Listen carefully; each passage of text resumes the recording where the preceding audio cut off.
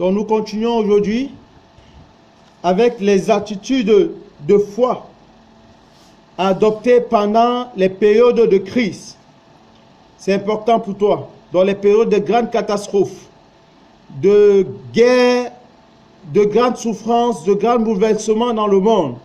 Comment l'enfant de Dieu qui vit dans les pays en guerre, dans les pays, dans les zones sinistrées, devrait se comporter.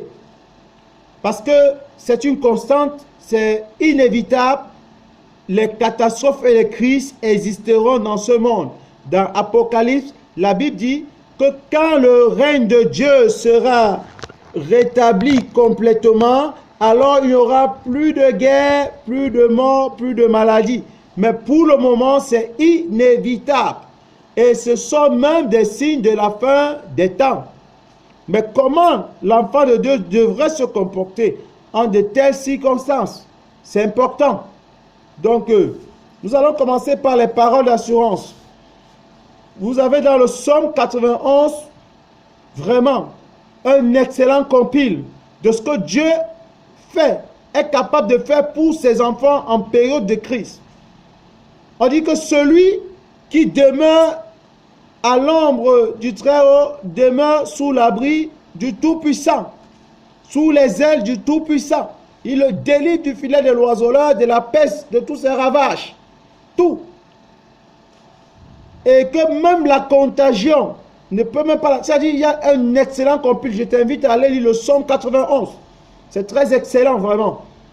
Donc Dieu montre là-bas qu'il s'occupe de ses enfants. Si tu n'es pas encore son fils, il est important pour toi d'entrer dans la bergerie. Pour que le berger prenne soin de toi, de ton âme. C'est important, je vais encore revenir là-dessus. Sur cet appel-là, que je te lance là maintenant. Donc si tu n'es pas encore fils de Dieu, il est important, ou fille de Dieu, il est important pour toi de le devenir, pour bénéficier de toutes les grâces. Va lire le Psaume 91, tu verras ce que Dieu est capable de faire pour ses enfants.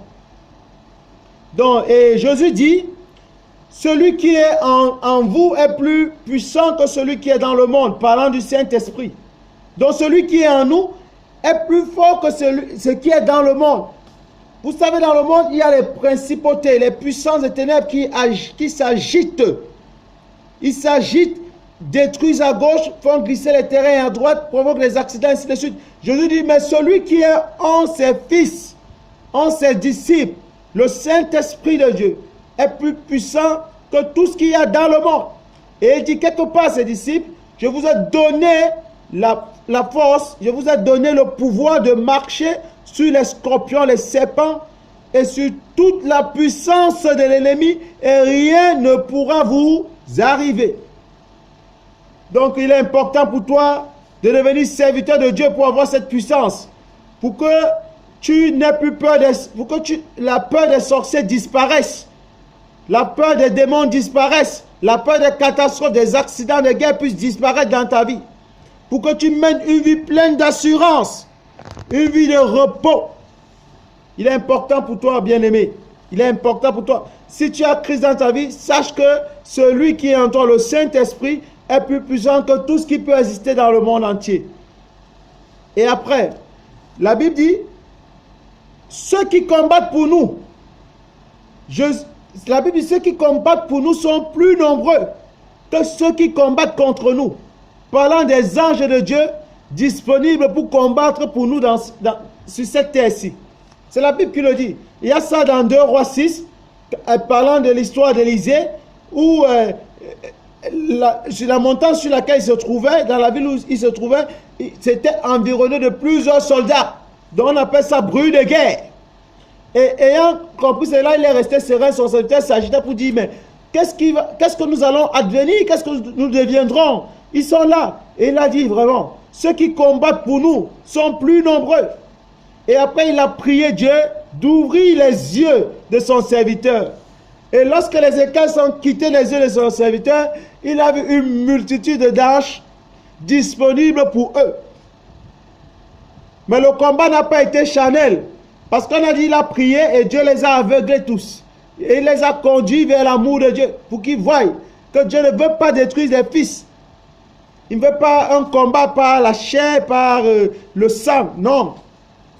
Il faut aller lire. C'est dans 2 Rois, chapitre 6. C'est une histoire très merveilleuse qui montre que ceux qui combattent pour nous sont plus nombreux que ceux qui combattent contre nous. Donc il faut mener une vie d'assurance en tant qu'enfant de Dieu. C'est important de le savoir. Et même Jésus lui-même disait à ses disciples, quand il voulait sortir l'épée pour combattre pour lui, je sais que non. Si j'avais besoin d'un combat ici, vraiment, il y a une multitude dans les cieux seulement pour moi. Donc, quand le Seigneur m'invite à prendre part à une souffrance, alors j'y participe avec fierté. C'est Jésus qui parle. C'est Jésus qui parle, c'est important. Vous avez dit que j'étais très sérieux, donc là, je vais sourire avec vous. Donc, alors c'est Jésus qui parle. Il a dit, si seulement il fallait lutter, ils peuvent rien. Donc c'est parce que le Père veut que les choses soient faites de la sorte, passe de cette manière-ci. Parce que bien aimé, nous allons voir ça dans la suite de la vidéo. Donc souvent le Seigneur se glorifie même de nos faiblesses, même de nos périodes difficiles. Il se glorifie de ça. Donc il ne faut pas être catégorisé quelque part pour dire non, nous ne sommes pas ici dans le paradis de Dieu. La Bible a dit que là, c'est provisoirement, nous avons le salut. Et c'est un salut par espérance. Ce n'est pas un salut total. Mais dans le ciel de Dieu, dans Apocalypse, il dit, il n'y aura plus de deuil, il n'y aura plus de maladie, plus de souffrance. Mais là-bas, mais ici, là, Dieu peut permettre que nous passions par certaines situations difficiles pour glorifier son nom. Donc, il ne faut pas que tu voies toutes les catastrophes comme éléments à la honte. Ce qui est sûr, c'est l'ennemi qui est à la base pour terroriser les gens. Mais Dieu utilise ces circonstances pour appeler les âmes au salut. Utilise ces circonstances pour montrer aux âmes perdues en qui est-ce qu'ils doivent mettre leur confiance. Parce que même ceux qui ont signé les pactes avec l'ennemi viennent à être durement éprouvés pendant les périodes de crise. Tandis que les enfants de Dieu sont sereins, même quand ils sont atteints par des balles, même quand ils sont atteints par des maladies, ils demeurent sereins. Même quand ils sont atteints par les autorités pour être des prisonniers. Donc, ils sont sereins parce que sur le plan spirituel, ils n'ont rien à envier au monde. Dieu injecte dans leur cœur le repos, la paix. Que Dieu te donne de partager vraiment ce bonheur-là. Que tu ne sois pas un homme focalisé sur les éléments du matériel, du provisoire, du monde, du terrestre, les choses funestes. Mais que ton attention soit focalisée sur les éléments spirituels qui te donnent d'être joyeuse pendant les périodes de crise. Que Dieu te bénisse vraiment pour la suite. Donc nous allons vraiment enrichir cela avec beaucoup d'attitude dans la suite de la vidéo que l'enfant de Dieu devrait adopter. Donc, comme nous l'avons dit, Dieu se glorifie même de nos faiblesses. Alléluia. Donc il ne faut pas se dire que non. Parce qu'il y a eu ci, parce qu'il y a eu ça, ça veut dire qu'on n'est pas enfant de Dieu. Souvenons-nous bien de comment les premiers apôtres de Jésus, quelle a été leur fin. Et pourtant, ils n'étaient pas moins heureux. Même les puissants les enviaient dans leur joie de vivre. Alors que plusieurs ont péri de façon très lamentable aux yeux du monde. Mais ils étaient des héros pour Dieu. Donc, alors nous allons donc passer aux dangers à éviter. Numéro 1, pas de négligence. Ce n'est pas parce que tu combats dans la victoire que tu dois être négligent. Dieu ne fait pas avec les négligents tout ce qui est diabolique, là, comme la négligence. Dieu n'aime pas ça. Pas de négligence. Il faut suivre la directive du Saint-Esprit. Il faut suivre la directive du Saint-Esprit. Dieu appelle Jonas pour dire, va à Ninive. Mais Jonas, regardant la terreur qui est à Ninive, dit, je ne peux pas aller là. Non, il faut suivre la directive du Saint-Esprit. Si Dieu t'appelle à aller quelque part, sache qu'il a entre ses mains ta protection complète.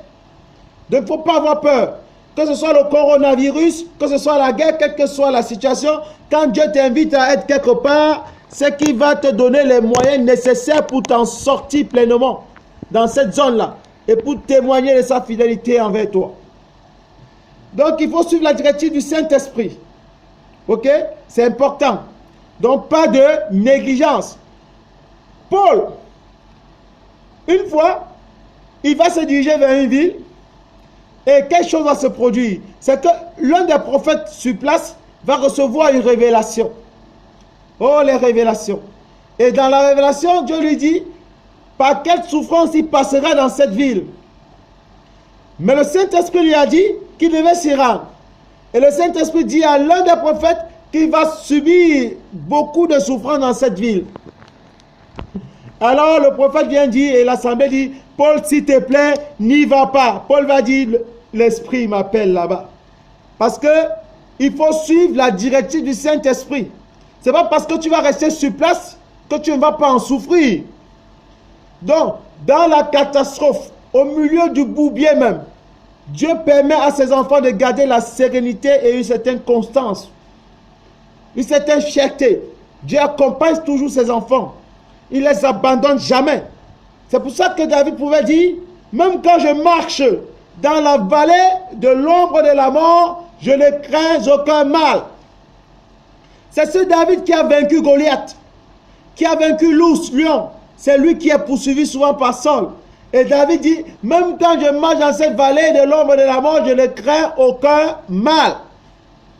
Donc, si tu n'as pas crise dans ta vie, je le redis encore, pendant les périodes difficiles, c'est un moment vraiment idéal pour toi. Parce que ça sera dur, mais les enfants de Dieu auront leur paix. Ils auront leur joie, leur fierté. Quel que soit le statut qu'ils auront, allez-y voir les enfants de Dieu qui sont infectés par le coronavirus. Ils sont marqués par une sérénité, par une paix intérieure. Ils n'ont rien envié de l'extérieur et plusieurs bénéficient même des guérisons miraculeuses. Oh, alléluia. Que Dieu te donne de vivre cela aussi, ce bonheur-là d'enfant de Dieu. Ne te laisse pas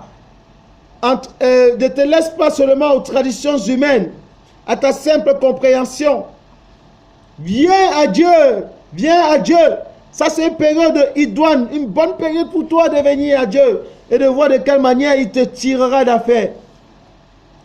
Donc, on l'a dit, donc attention, il ne faut pas négliger. Il ne faut pas négliger. Il ne faut pas avoir une conduite désinvolte, de négligence et de désordre. Dieu n'est pas un Dieu de désordre. Il ne faut pas avoir une vie désinvolte.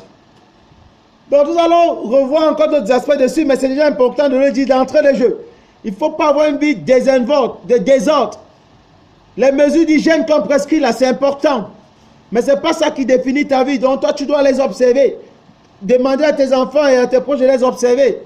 Mais ton assurance est en Dieu plus que dans ces mesures. Mais alors, comme Dieu t'invite à ne pas vivre dans le désordre, alors toi également, comporte-toi dans l'ordre, en respectant ces mesures-là. Si Dieu a permis à ses enfants scientifiques de dire par quel moyen telle chose peut être évitée, toi alors, ne bafoue pas cela. À moins que ce soit un cas de force suprême. Donc nous continuons. Nous revenons encore sur la directive du Saint-Esprit. Mais avant cela, parlons d'abord de ne pas négliger, comme nous l'avons dit dans la dernière vidéo, son intimité avec Dieu, son intimité avec Dieu. Et les appels de Dieu à la repentance, il ne faut pas les négliger, c'est important. Parce que ne dis pas que non, je suis enfant de Dieu, et la repentance, ce n'est pas pour nous, c'est pour... Non, non, faites très attention. Aux premières assemblées chrétiennes, Dieu, chaque fois qu'il leur parlait, leur demandait toujours de se repentir de ça ou de ça ou de ci. Il dit aux premières assemblées chrétiennes, que ce soit dans les épîtres de Paul, ou des apôtres, ou même dans les épîtres, Jésus-Christ a demandé à l'ange lui-même d'écrire aux sept églises, il leur demandait toujours de revoir leur conduite sur ci et ça. Donc, ça veut dire que tu ne négliges pas ton intimité avec Dieu, tu ne négliges pas aussi les appels à la repentance que Dieu te lance. Même si tu es enfant de Dieu, bishop, n'importe quoi, il faut que tu veilles sur ce que Dieu te demande de faire pour la repentance et qu'il ne veut plus voir chez toi. C'est important. Parce que les enfants de Dieu, c'est aussi ça, c'est la sanctification. dans une vie où on se débarrasse des déchets, des sales conduites, des sales comportements hérités de la chair. Parce que quand tu deviens enfant de Dieu, ton esprit est disposé, mais ta chair est toujours... Ta chair n'est pas disponible par rapport à ton esprit. La Bible dit, l'esprit est disposé, mais la chair est faible. Et Dieu t'invite toujours à la sanctification et par le moyen de la repentance. Donc c'est important, il ne faut rien négliger. Il ne faut rien négliger. Donc nous allons continuer. Et maintenant nous prenons des conduites simples, terre à terre. C'est-à-dire que l'enfant de Dieu devrait adopter pendant cette période, par l'autre c'était un peu générique, pendant cette période de crise. Qu'est-ce que l'enfant de Dieu peut adopter comme comportement? Alors, nous disons que il faut éviter de vivre dans la panique et dans la peur. Dans l'ancienne vidéo, nous l'avons dit. Mais nous allons juste ajouter un petit bémol. Il faut éviter de vivre dans la panique et dans la peur. Et le bémol que nous disons, c'est que nous marchons par la foi et non par la vue. Les enfants de Dieu marchent par la foi et non par la vue. Par la vue, les sens, les émotions. Les sens et les émotions, on voit le danger, on voit les situations vraiment difficiles. Mais par la foi, on sait que Dieu, qui est pour nous, nous rend plus que vainqueurs face à ces situations. Ça ne veut pas dire que les yeux doivent se fermer ou la bouche, ou bien on doit plus être sensible. Ces organes-là, la main, les pieds, ainsi de suite, tous les organes de sens que tu as également, c'est-à-dire la bouche, ainsi de suite, les yeux, Dieu te les a donnés, même les émotions, pour que tu t'en serves, c'est important. Mais ce que nous disons ici, c'est qu'il faut faire un dépassement. Quand les nouvelles sont alarmantes, toi tu fais le dépassement. Parce que tu sais que ton Dieu est vivant. Il est vivant, alors il ne peut pas t'abandonner. Donc nous allons continuer. Donc après, il faut éviter l'hyper-spiritualisation de la situation. Toute hyper-spiritualisation, c'est un danger. Rendre tout spirituel, ainsi de suite, c'est un danger. Il faut éviter ces attitudes-là. L'agitation spirituelle, doublée de l'exigence et du défi, comme l'on l'a dit dans la vidéo d'hier. L'agitation spirituelle n'est pas le calme. Le calme est très important. Il ne faut pas que tu voies le démon partout. Le diable partout. Il est partout. Mais toi, tu n'as pas besoin de le voir. Tes yeux doivent être fixés sur Jésus, comme nous l'avons dit dans la dernière vidéo. Tes yeux, ton regard, c'est sur Jésus et non sur le diable et ses démons.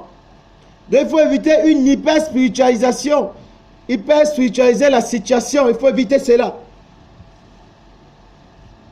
Donc, je vais prendre deux exemples rapidement. Une fois, Jésus va se rendre vers un bouc des Samaritains et les Samaritains vont demander qu'il s'en aille. Ils vont le chasser d'une façon très méprisante. Et les disciples vont demander à Jésus l'autorisation pour invoquer le feu du ciel pour consumer la bouc des Samaritains. Jésus va dire arrêtez ça. Vous ne savez pas par quel esprit vous êtes animés. Quand on spiritualise trop la chose, on hyper spiritualise la chose, alors on se laisse agiter par les esprits mauvais. Jésus dit ça à ses disciples, aux apôtres. Vous ne savez pas de quel esprit vous êtes animés en voulant brûler cette boucle. Quand on dit boucle des Samaritains, ça veut dire un quartier des Samaritains, une région, un canton. Ils l'ont chassé de façon très méprisante. Et les disciples ont dit, nous allons invoquer le feu du ciel pour brûler comme Élie l'avait fait. Parce que quand on peut spiritualiser trop les choses, on finit par aller copier des exemples ponctuels dans la Bible et on veut en faire des règles alors que Dieu n'a jamais dit que c'est une règle. Dieu a intervenu miraculeusement, souvent quand son disciple a invoqué le feu du ciel pour brûler les armées, parce que dans ces cas-là, c'est ce qu'il fallait. Mais maintenant toi, parce que tu es agité spirituellement, parce que tu hyper spiritualises la chose, alors tu te trouves en train d'utiliser les moyens que Dieu ne t'a pas recommandés. Et Jésus te dit, tu ne sais pas par quel esprit tu es animé. Non, nous parlons également des disciples de Jésus-Christ. Un jour, ils vont rencontrer, quand Jésus les envoie en mission, 2 à 2, ils vont rencontrer un monsieur qui prêche Jésus, qui parle de Jésus, qui fait des merveilles au nom de Jésus. Jésus était encore vivant. Et pourtant, qui ne les suit pas, c'est-à-dire peut-être qu'il ne fait pas comme eux. Ils vont revenir dire à Jésus, nous avons vu quelqu'un qui fait cela, mais qui ne nous suit pas. Est-ce que nous pouvons aller le faire taire? Et Jésus va leur dire, vous ne savez pas de quel esprit vous êtes animé. Laissez-le. Quelqu'un ne peut pas être pour moi et être encore contre moi. Donc, il faut éviter d'hyper-spiritualiser la chose. Ça veut dire que tu es dans la panique. Ok? Ça veut dire que tu es dans la panique. Renforcer son intimité avec Dieu ne veut pas dire paniquer. Ça veut dire prier tout sereinement. Vivre tout sereinement. Entrer. Peut-être tu faisais 2 heures de prière ou 3 heures, une demi-journée. Peut-être tu ne gênais pas, tu es dans le jeûne, mais ça ne veut pas dire que tu paniques. Tu es dans l'assurance. Dans l'assurance. Donc nous allons continuer. Il faut éviter de manquer de discernement. Ça c'est surtout, on l'a vu hier, mais nous n'allons pas traîner dessus. Manquer de discernement par rapport aux informations qui nous parviennent. Surtout les informations médiatiques. Il faut discerner, comme nous l'avons évoqué hier, dans la dernière vidéo, dont l'ennemi souvent retient la partie essentielle de l'information. Ou bien amplifie les parties qui ne sont pas importantes. Et toi, tu dois utiliser le discernement. Lis l'information entre les lignes. Parce qu'il y a très souvent une intention pernicieuse pour que ta foi soit déplacée. Au lieu qu'elle soit investie sur Dieu, qu'elle soit investie maintenant sur les futilités du monde. Donc il faut faire attention, il faut utiliser le discernement. C'est important de s'informer, c'est important d'utiliser le discernement pour ne pas se laisser manipuler. Donc ça te permet de dénicher ce qui est vrai de ce qui est faux. Parce que toute manipulation de l'ennemi est toujours basée sur la vérité. C'est basé sur la vérité. C'est la vérité qui manipule. Et toi, tu ne vas pas fermer tes oreilles. Tu dois plutôt discerner pour savoir la part de vérité et la part de manipulation. C'est important pour toi. Maintenant, voici d'autres éléments que nous ajoutons aujourd'hui qui n'étaient pas vus hier. Faire gaffe aux hommes de Dieu. Bon, je vais dire à certains hommes de Dieu, ou bien aux soi-disant hommes de Dieu, mais on ne sait pas comment faire la part des choses. Alors, je vais tout simplement dire, il faut faire gaffe, il faut se méfier pendant cette période-ci des hommes de Dieu. Je lis d'abord ma note. Plusieurs prophètes bibliques s'opposaient à la volonté de Dieu quand ça ne les arrangeait pas, pour conduire les enfants de Dieu à la dérive et à la catastrophe. La Bible est bourrée d'exemples d'hommes de Dieu qui ne suivaient plus Dieu quand ça ne les arrangeait pas. Et ils se mettaient à doper les enfants de Dieu de mensonges. En disant non, nous allons vaincre, Dieu est avec nous, nous allons gagner, nous allons faire ceci. Au lieu que les enfants de Dieu se repentent et revoient leur intimité avec Dieu, ils venaient les doper par des mensonges. Donc il faut faire gaffe aux hommes de Dieu. Je recommande vivement l'attitude des Béréens. L'attitude des Béréens, c'est à recommander. Les Béréens, c'est dans Actes, je pense, c'est chapitre 17. Paul enseigne, les Béréens vérifient la véracité de ce qu'il dit sur la base de la parole de Dieu. Il ne faut pas qu'on vienne te dire des choses, parce qu'il y a des hommes qui ont dit, non, il ne faut pas se protéger, non, il ne faut pas se soigner, non, il ne faut pas se faire ceci. Attention, attention. Même Jésus-Christ n'a pas donné de tels conseils à ses enfants. Nulle part dans la Bible. Il a dit, ne vous protégez pas, non. Quand l'enfant de Dieu est coincé dans une situation où il a besoin de secours, alors l'Éternel offre son secours à l'enfant de Dieu. Mais il ne demande pas à son enfant de s'exposer. Vous vous rappelez Jésus dans le désert, pendant les 40 jours de jeûne pour préparer son ministère. La Bible dit, le diable est venu lui dire, si tu es fils de Dieu, jette-toi du haut de la montagne, parce qu'il est écrit, Dieu va te protéger.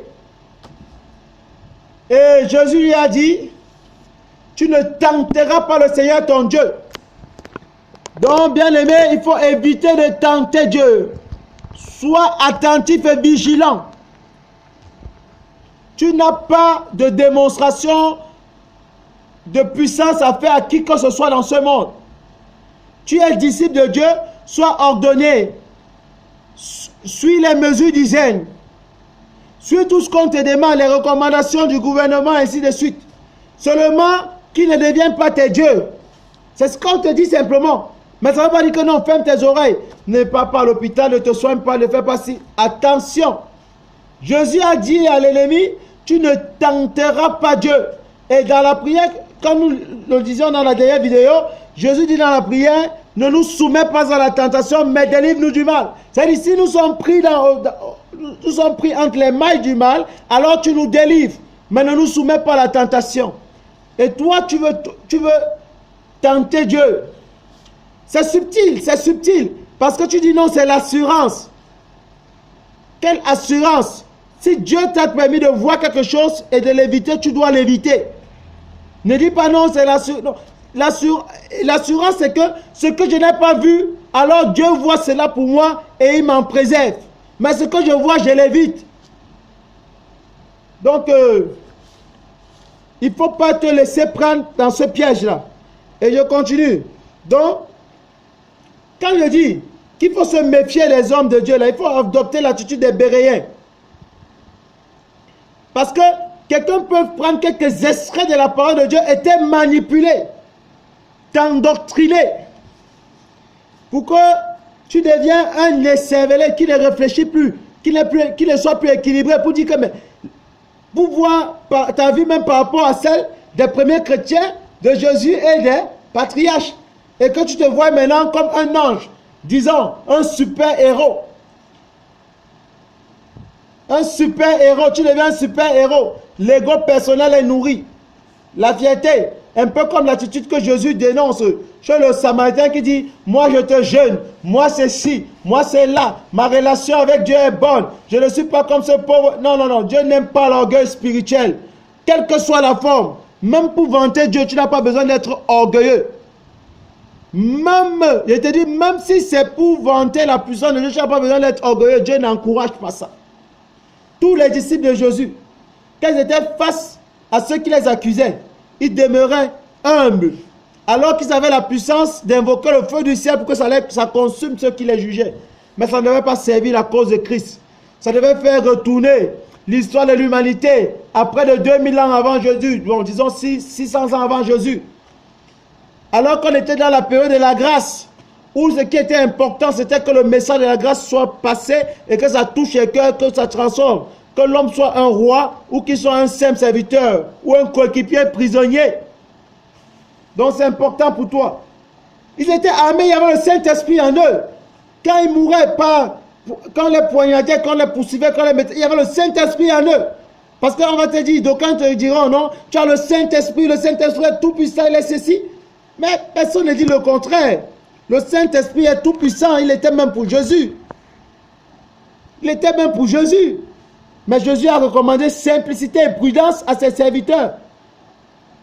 Parce qu'il ne faut pas que l'ennemi déjoue ton attention pour te livrer à des faux combats. Des combats qui n'ont pas de sens.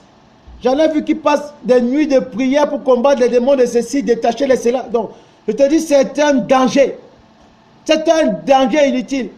Si tu veux servir Dieu, descends sur le terrain. Va dire aux hommes que Dieu les aime. Dis aux gens de ta famille, par ton comportement et ta conduite. Témoigne-leur la fidélité de Dieu. Ce que Dieu a fait dans ta vie. Montre cela au travers de tes œuvres. Ne brille pas par cette nuit de prière, de ceci, cela, pour briser les malédictions de ceci et de cela. C'est une erreur grave. Je souhaite que Dieu nous permette un jour de nous entretenir dessus. Pour que je vous partage ce qui m'avait mis à cœur. Ce qui m'avait révélé par rapport à toutes ces histoires-là. C'est important. Donc, il ne faut pas que nous avons l'assurance. Nous n'avons peur de rien. Nous n'avons peur de rien. Ce qui échappe à notre contrôle, Dieu est là pour veiller dessus. Mais ce qui nous montre, nous les évitons. Ce que Dieu nous a fait voir, nous on ne ferme pas les yeux pour dire on n'a pas vu que Dieu démontre sa puissance. Quelle stupidité. C'est stupide.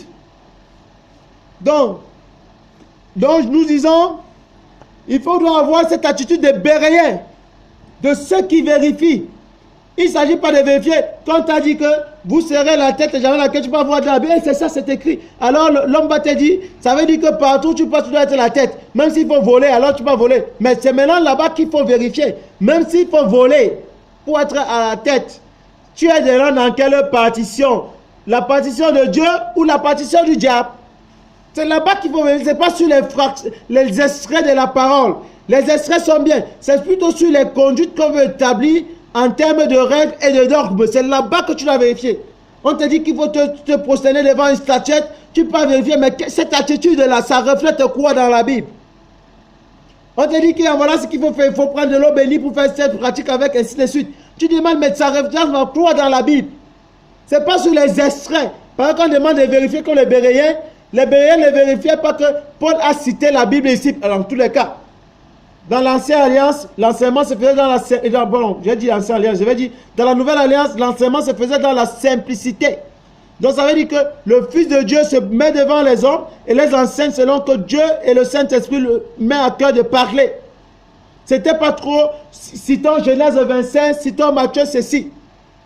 Mais chaque fois qu'ils avaient l'occasion de citer les Écritures, ils le faisaient. Ok? Donc, et les Béréens, eux, ils vérifiaient plutôt. Est-ce que les conduites qu'ils nous demandent maintenant d'adopter sont celles que Dieu demande, les conduites, et non les éléments de l'être? Parce que la lettre tue, c'est l'esprit qui vivifie. Donc, l'esprit de la lettre qui vivifie. Donc, c'est important pour toi. Il ne faut pas te laisser avoir.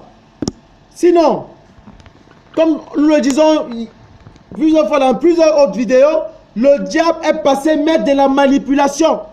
Et même dans les assemblées, même dans les groupes chrétiens, il s'y trouve pour tromper les gens et pour les inviter aux mauvaises pratiques de culte, aux mauvaises pratiques de prière, de méditation, aux mauvaises pratiques même de jeûne. Il faut faire très attention, bien-aimé. Il ne faut pas te laisser avoir. Donc il faut avoir l'attitude de Béréen. Il s'agit de vérifier si les conduites qu'on te prescrit, quand on te dit ne te soigne pas, ne fais pas ceci, ne pas consulter, ne fais pas ça. Nous en avons plein de témoignages tristes d'hommes et de femmes de Dieu qui, parce que leur gourou, je vais les appeler comme cela, aura prescrit ne pas aller se faire soigner, ils sont restés agonisés inutilement. Ça n'a jamais servi de témoignage pour la cause de Dieu. Inutilement, d'autres sont morts sous les escaliers parce que c'était devenu leur dernière demeure.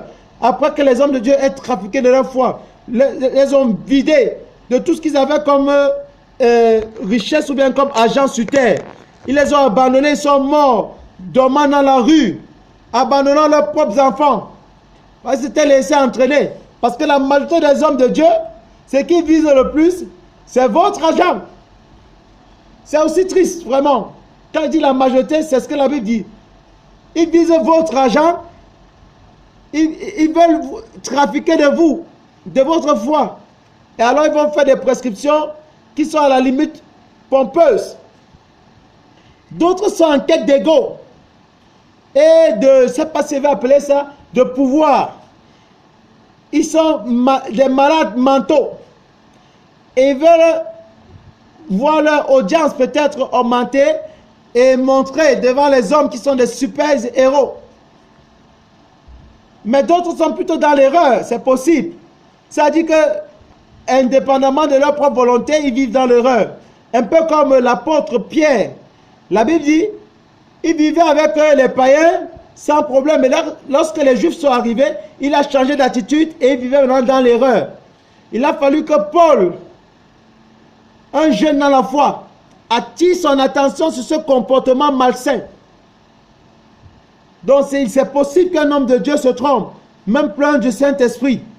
Vraiment que personne ne vienne te dire l'inverse. C'est-à-dire que l'apôtre Pierre, si peut-être j'aurais inversé en disant Paul, l'apôtre Pierre s'était trouvé dans une sale conduite et c'est Paul qui a attiré son attention. C'est marqué dans la Bible pour nous servir aujourd'hui. Donc, super homme là. C'est pas pour venir montrer les muscles sur la terre. Pour montrer que non, non, non, non, arrêtez ça.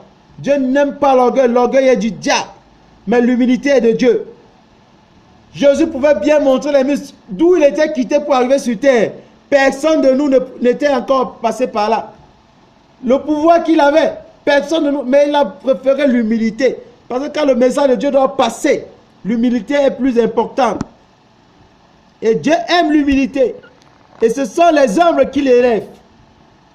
C'est important de le savoir. Donc maintenant, alors, je vais prendre deux éléments qui sont passés aussi hier et qui est important, qu'a dit hier, ça dit dans la dernière vidéo, qui sont importants de rappeler. Donc, croire qu'on est sauvé par les œuvres, c'est une erreur grave. Croire que notre foi vient de nos œuvres, que notre salut vient de nos œuvres, c'est une erreur grave. On l'a dit dans plusieurs vidéos. Tout de même, croire que la foi n'a pas besoin d'œuvres, c'est également une erreur grave. Ok? Donc, si tu crois que la foi n'a pas besoin d'œuvres, c'est également une erreur grave. Ta foi vient de la parole de Dieu. Bon, je vais citer peut-être Paul. Non, Jacques, c'est mieux. Jacques dit, montre-moi ta foi sans les œuvres et je te montre ma foi par les œuvres. Ok? Donc, en te lavant les mains, par exemple, c'est une attitude de foi. Je te le rappelle, en te lavant les mains, en te désinfectant, c'est une attitude de foi. C'est une humilité. C'est-à-dire quelqu'un qui sait qu'il a la protection de Dieu, mais qui sera humble. Qui sera humble sur ce que Dieu lui a permis de voir au travers de ce que ses frères ont reçu de Dieu. C'est important. Donc, il faut se comporter comme un enfant de Dieu qui sait, donc qui n'est pas ignorant, qui sait les mises en garde. Et maintenant, ce qui t'échappe, c'est là où la différence est entre nous et ceux du monde. C'est que ceux du monde, ce qui leur échappe, les pousse à la panique. Mais l'enfant de Dieu, quand quelque chose t'échappe, tu es dans ton assurance, tranquille. Tu n'as peur de rien. Mais ce qui a ton pouvoir, tu le fais. Ce qui a ton ressort, tu le fais. Ce que Dieu te permet de voir, tu exécutes. Mais ce qui t'échappe, tu es toi tranquille. Tranquille. Tu peux aller apprendre pour que l'ignorance, pour repousser les limites de ton ignorance. Parce que la Bible dit l'ignorance est un poison.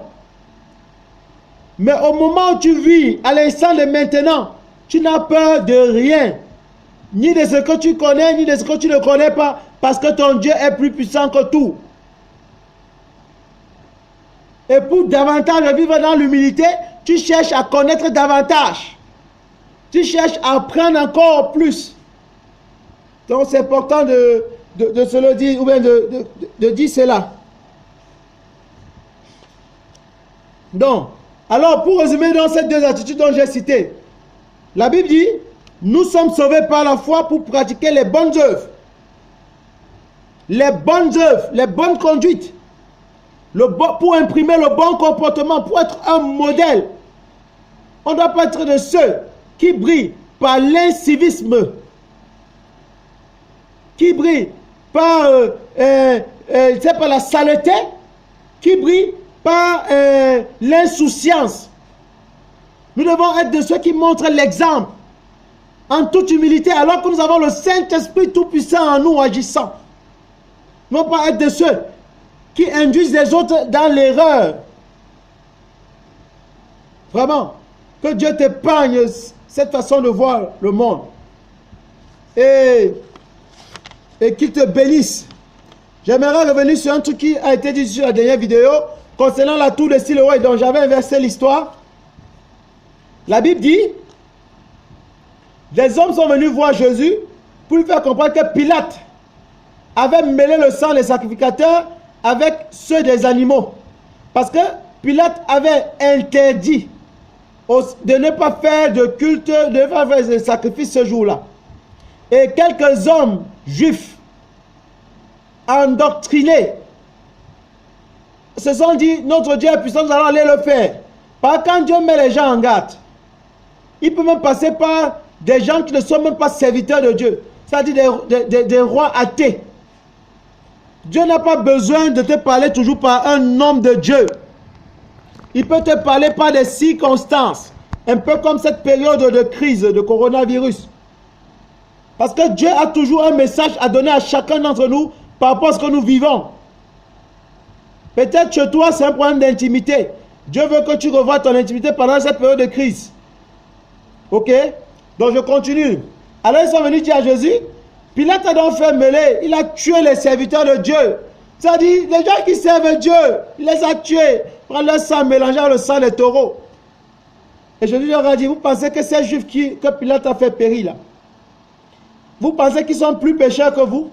Ou c'est parce qu'ils n'étaient pas plus sages que vous? Si vous ne vous repentez, alors vous allez périr de la même façon. Et après, Jésus leur rappelle encore notre catastrophe qui a eu lieu. Je rappelle, cela on l'a dit dans la dernière vidéo, mais on avait un peu inversé les étapes. Alors il lui a dit, la tour de Siloé, qui était tombée, avait écrasé 18 personnes. Vous savez, il fallait lire dans la Bible l'histoire de Siloé, ça dit, pas l'histoire de la tour de Siloé, ça dit, ce qui s'est passé à Siloé. C'était un cadre de guérison pour les malades. Donc ça dit que c'était même des pauvres victimes. C'est-à-dire des gens qui souffraient déjà de maladies, qui étaient morts par la chute de la tour de Siloé. Il dit, vous pensez que ceux qui avaient été écrasés, ces handicapés-là, ces malades-là, qui avaient été écrasés par la chute de la tour de Siloé étaient plus pécheurs que vous? Parce que les hommes, ceux qui n'ont pas Christ dans leur cœur, ils sont toujours émotifs. Ils vont te dire, mais pourquoi Dieu permet tant de mal? Pourquoi Dieu permet tant de ceci? Ils veulent toujours voir Dieu quand il s'agit de fuir les malheurs. Mais jamais quand il s'agit de fuir le mal. Toi, tu dois être différent. Jésus disait aux Juifs que si vous ne vous repentez, vous allez périr comme eux. Que ce soit par la chute de la tour, que ce soit par le coronavirus, que ce soit par les balles de la guerre. Vous allez périr comme eux. Et périr pour de vrai. Donc, je voulais resituer vraiment cet ordre. C'était important pour moi de le faire. Donc que Dieu t'encourage. Tu combats dans la victoire. Les enfants de Dieu combattent toujours dans la victoire. Jésus a remporté et c'est pour l'éternité. Aucune force ténébreuse ne peut t'atteindre. Du moins sur le plan spirituel, tu es un victorieux. Tu es victorieuse. Tu n'as pas à avoir peur de ce que tu ne connais pas. Ou de ce qui va se passer où tu n'as aucun contrôle. Parce que Dieu a le contrôle de tout ce que tu ne contrôles pas. Mais ce que Dieu te demande de faire, joue ta partition. Donc revois la dernière vidéo, nous avons cité deux choses. Il faut que tu connaisses ce que la parole de Dieu dit en termes de conduite en de telles circonstances de catastrophe, de guerre, ainsi de suite. Il faut également que tu revoies ton intimité avec lui. Et je voudrais ajouter aujourd'hui qu'il faut que tu te rendes disponible pour la sensibilisation. Comme je le disais tantôt, pendant les périodes de troubles, Dieu a davantage besoin de ses enfants pour parler aux athées. Pour parler à ceux qui mettent leur foi dans les futilités. Et quand Dieu a dit cela à Noé, Noé est venu comme je suis en train de vous parler là. Et quand il disait, il se moquait. Il riait. Il riait, il se moquait. Et le déluge est venu, ça les a pris. Donc pour te tirer d'affaire, il faut écouter ce que Dieu dit. Sensibilise les autres si tu es enfant de Dieu. Si tu ne l'es pas, il est important pour toi de le devenir. De l'accepter par la foi. C'est important. Que Dieu te bénisse. Qu'il bénisse ta famille. Qu'il bénisse ta nation. Qu'il vous épargne. Et comme je l'ai dit hier, que Dieu fasse en sorte que tu sois un